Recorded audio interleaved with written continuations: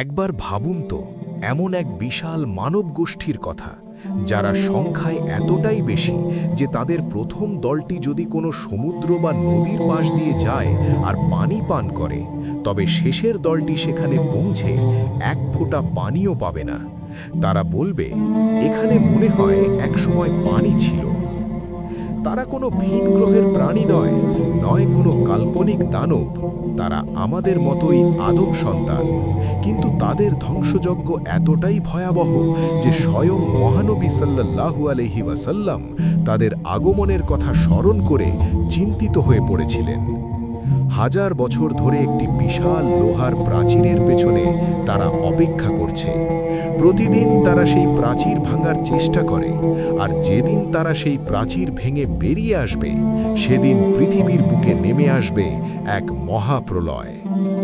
কে এই জাতি, কোথায় তাদের অবস্থান, আর কিভাবে বা ধ্বংস হবে ইয়াজুজ ও মাজুজ? চলুন ইতিহাসের পাতা ও হাদিসের আলোকে জেনে নিই এই লোমহর্ষক সত্য। পবিত্র কোরআন ও হাদিসের বর্ণনা অনুযায়ী ইয়াজুজ এবং মাজুজ হযরত নূহ আলাইহিস সালামের পুত্র ইয়াফিসের বংশধর। বাইবেলের আদি পুস্তকেও তাদের উল্লেখ পাওয়া যায়। মুসলিম ঐতিহাসিক এবং ইসরায়েলি বর্ণনা মতে রাশিয়া, উত্তর চীন এবং কাস্পিয়ান সাগরের আশেপাশের অঞ্চলই ছিল তাদের আদি নিবাস। অনেকের ভুল ধারণা আছে যে তারা হয়তো দেখতে অদ্ভুত, কারো কান বিশাল বড় বা কেউ অস্বাভাবিক লম্বা, কিন্তু সহিহ হাদিস মতে তারা সাধারণ আদম সন্তান, তবে তাদের চেহারা কিছুটা ভিন্ন। হাদিস শরীফে বলা হয়েছে তাদের নাক চ্যাপ্টা, চোখ ছোট ছোট এবং মুখমণ্ডল প্রশস্ত, যেন তা একটি বর্মের মতো। তাদের গায়ের রং লালের মধ্যে কালচে আভা। তারা অত্যন্ত শক্তিশালী এবং যুদ্ধবাজ জাতি। প্রাচীনকাল থেকেই তারা এশিয়ার উত্তরাঞ্চল থেকে এসে সভ্য দেশগুলোর ওপর পঙ্গপালের মতো ঝাঁপিয়ে পড়ত এবং লুটতরাজ চালাত। পবিত্র কোরআনের সূরা কাহফে আল্লাহ তাআলা এক ন্যায়পরায়ণ বাদশার কথা উল্লেখ করেছেন, যার নাম জুলকারনাইন। তিনি পৃথিবী ভ্রমণ করতে করতে দুটি বিশাল পাহাড়ের মধ্যবর্তী স্থানে পৌঁছান। ধারণা করা হয় এটি ছিল আর্মেনিয়া ও আজারবাইজানের কাছে ককেসাস পর্বতমালার কোনো এক স্থান।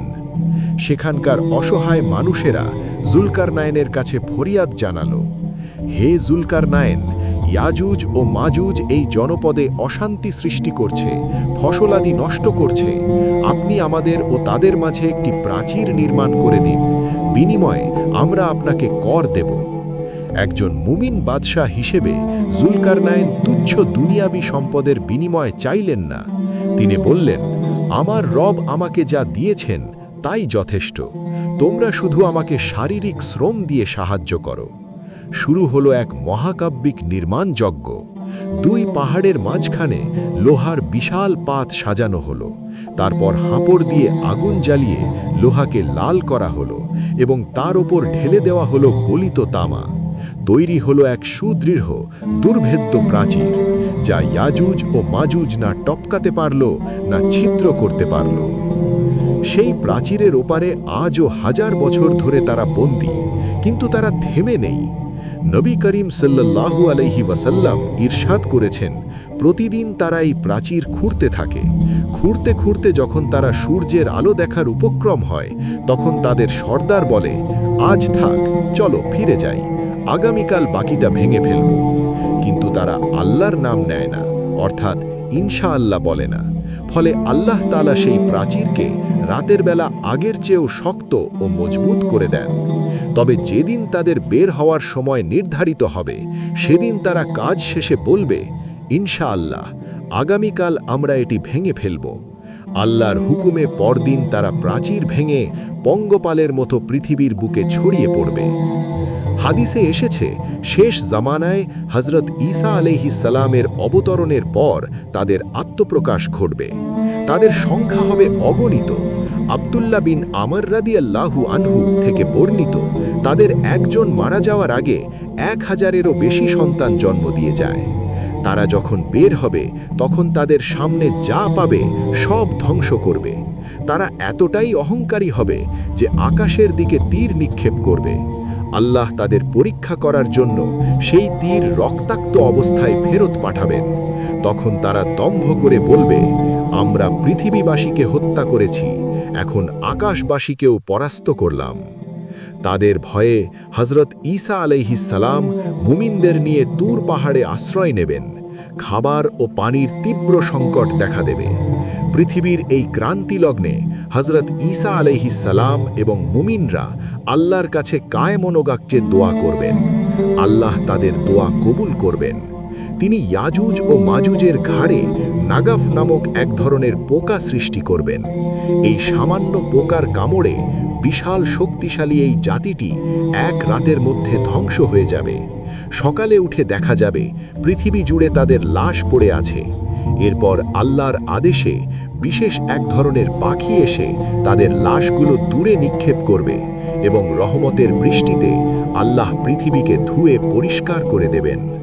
প্রিয় দর্শক, হাসরের মাঠে এই দৃশ্য কতটা ভয়াবহ হবে তা বোঝাতে নবীজি বলেছেন, সেদিন আল্লাহ আদম আলাইহিস সালামকে বলবেন জাহান্নামী দলকে আলাদা করতে।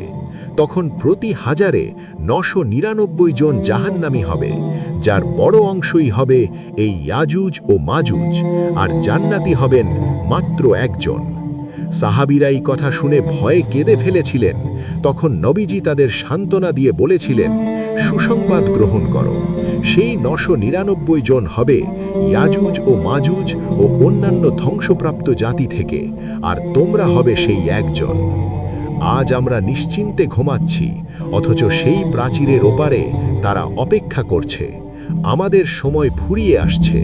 ঈমান আর আমলই হবে সেদিন আমাদের একমাত্র রক্ষা। আল্লাহ আমাদের সবাইকে এই ভয়াবহ ফিতনা থেকে হেফাজত করুন। আমিন।